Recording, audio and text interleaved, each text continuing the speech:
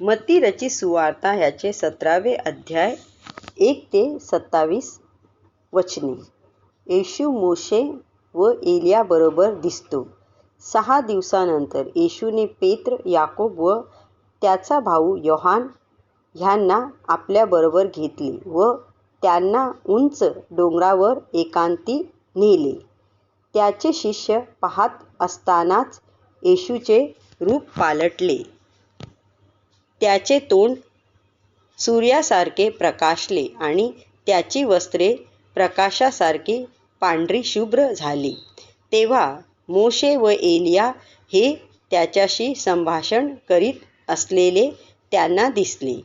पेत्र येशूला म्हणाला, प्रभू, येथे असणे हे आपणासाठी बरे आहे. आपली इच्छा असेल तर मी येथे 3 मंडप करतो, एक आपल्यासाठी, एक मोशेसाठी व एक एलियासाठी. पेत्र बोलत आहे इतक्यात एका तेजस्वी ढगाने त्यांच्यावर सावली केली आणि त्या ढगातून वाणी झाली, हा माझा प्रिय पुत्र आहे, याच विषयी मी संतुष्ट आहे, ह्याचे तुम्ही ऐका. येशू बरोबर असलेल्या शिष्यांनी ही वाणी ऐकली तेव्हा ते जमिनीवर पालथे पडले, कारण ते फार भ्याले होते. तेव्हा येशू जवळ येऊन त्यांना स्पर्श करून म्हणाला, उठा, घाबरू नका. मग त्यांनी आपले डोळे उघडले आणि वर पाहिले तेव्हा त्यांना येशू शिवाय दुसरे कोणीही दिसले नाही. येशू आणि त्याचे शिष्य डोंगरावरून खाली उतरत असताना येशूने त्यांना आज्ञा केली की डोंगरावर त्यांनी जे पाहिले ते कोणालाही सांगू नये. मनुष्याचा पुत्र मरणातून पुन्हा उठेपर्यंत वाट पहा. मग त्याच्या शिष्यांनी म्हटले, नियमशास्त्राचे शिक्षक असे का म्हणतात की एलिया अगोदर आला पाहिजे?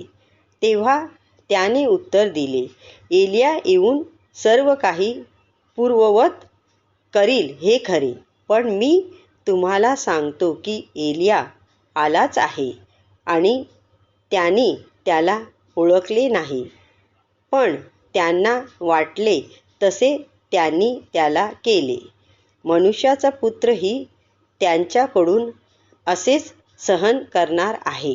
तेव्हा त्यांना समजले की त्याने बाप्तिस्मा करणाऱ्या योहानाविषयी सांगितले आहे.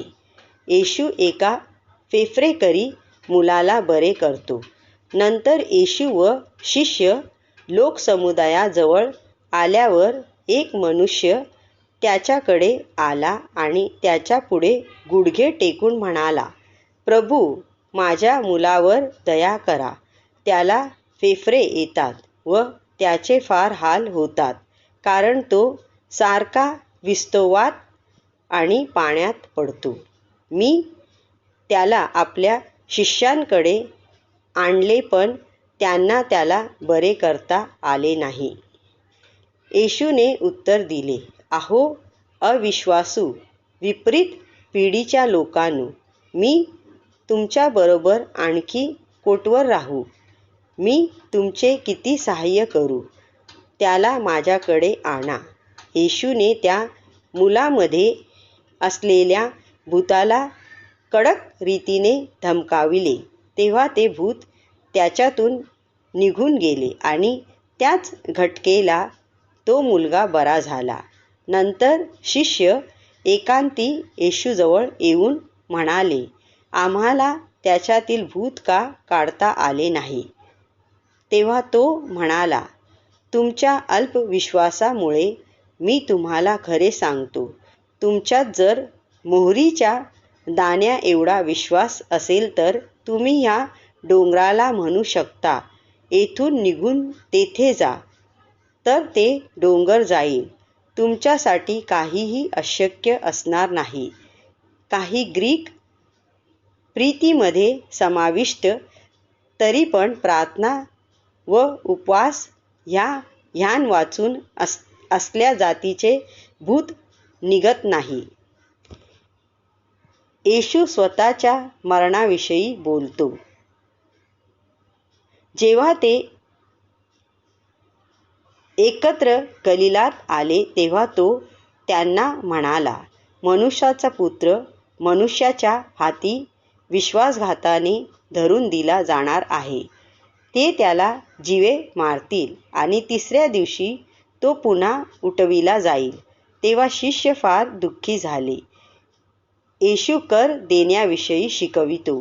येशू आणि त्याचे शिष्य कफरनौमास आले. तेव्हा मंदिराचा कर वसूल करणारे आले. ते पेत्राकडे येऊन म्हणाले, तुमचा गुरु कराचा रुपया देत नाही काय? त्याने म्हटले, होय देतो. मग तो घरात आल्याबरोबर तो बोलण्या अगोदर येशू म्हणाला, शिमोना, तुला काय वाटते? पृथ्वीवरील राजे जकात किंवा कर कोणाकडून घेतात? आपल्या मुलाकडून की परक्याकडून? तेव्हा तो म्हणाला, परक्याकडून. तेव्हा येशूने त्याला म्हटले, तर मग मुले मोकळी आहेत, तरी आपण त्यांना अडखळण आणू नये. म्हणून पाण्यात जाऊन गाळ टाक आणि पहिल्याने वर येईल तो मासा धरून त्याचे तोंड उघड, म्हणजे तुला 2 रुपयाचे 1 नाणे सापडेल.